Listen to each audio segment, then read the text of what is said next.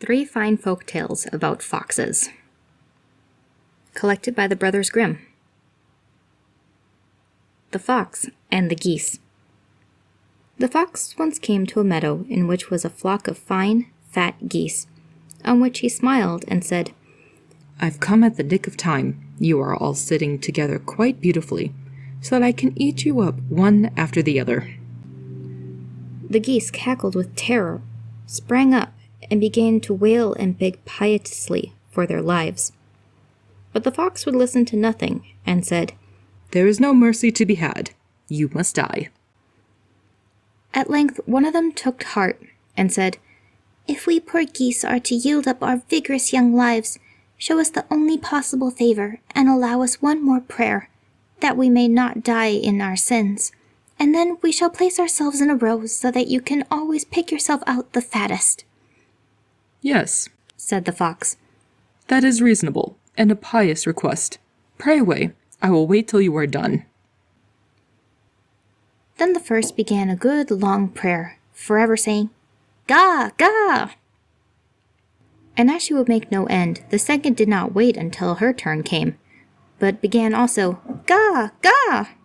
The third and the fourth followed her, and soon they were all cackling together.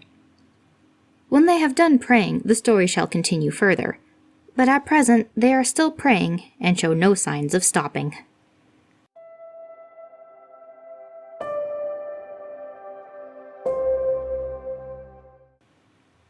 The Fox and the Horse.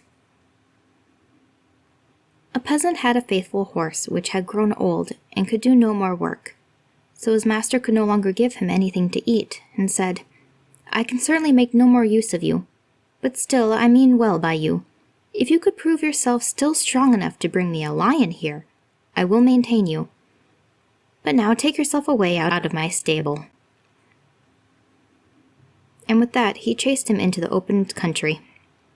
The horse was sad, and went into the forest to seek a little protection there from the weather. There a fox met him and said, "Why do you hang your head so low, and go about all alone?"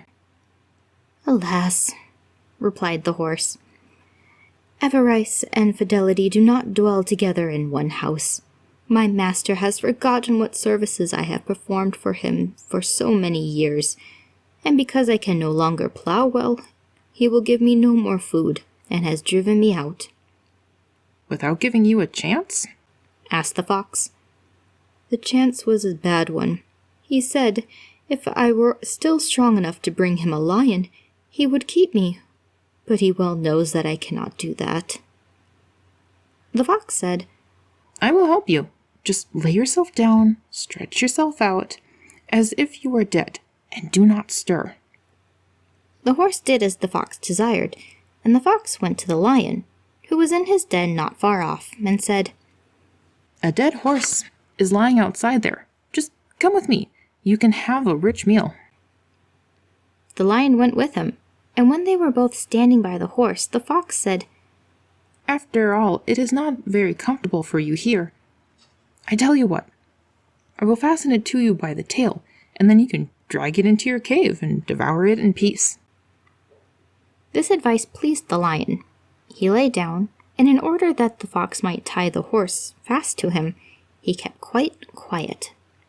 But the fox tied the lion's limbs together with the horse's tail, and twisted and fastened all so well and so strongly that no strength could break it. When he had finished his work, he tapped the horse on the shoulder and said, "Pull, white horse, pull." Then up sprang the horse at once, and drew the lion away with him. The lion began to roar so that all the birds in the forest flew out in terror. But the horse let him roar, and drew him and dragged him over the country to his master's door. When the master saw the lion, he was of a better mind, and said to the horse, "You shall stay with me, and fare well." And he gave him plenty to eat until he died.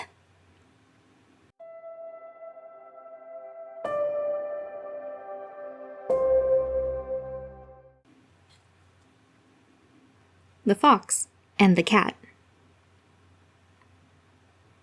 It happened that the cat met the fox in a forest, and as she thought to herself, "He's clever and full of experience, and much esteemed in the world. She spoke to him in a friendly way. Good day, dear Mr. Fox. How are you? How is it all with you? How are you getting through this dear season? The fox, full of all kinds of arrogance, looked at the cat from head to foot, and for a long time did not know whether he would give any answer or not. At last he said, "Oh, thou wretched beard cleaner!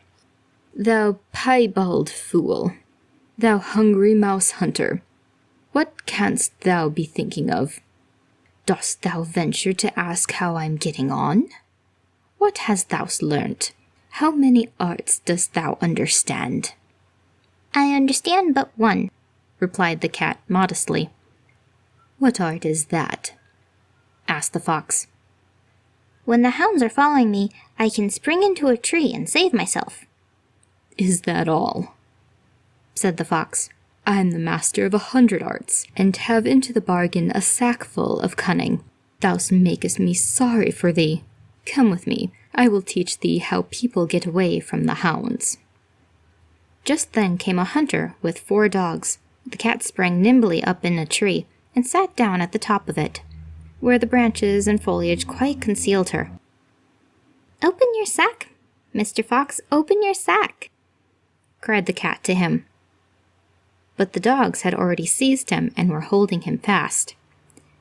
"Ah, Mr. Fox," cried the cat, "you with your 100 arts are left in the lurch. Had you been able to climb like me, you would not have lost your life."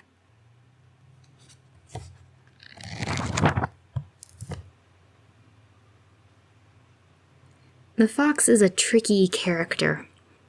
They're either the good kind that are helping, as we saw in that middle story, but they're often played as tricksters with lots of cunning. It's almost sad that the cunning never really works out for them. The first fox did not get to eat his geese. He's still patiently waiting. Good on him for waiting. But the second one, maybe it's just, the pompous voice that I read him in, but I feel fine with the cat just watching him get eaten. And maybe that's a little calloused, but to each their own. If you've enjoyed these 3 folk tales about foxes, I encourage you to take a look at what else we've got here on the channel. While you're doing that, I'm going to continue working on the bigger project I promised you all. So, I'm Sen, this is Kitsune Audio, and I'm off to do some reading.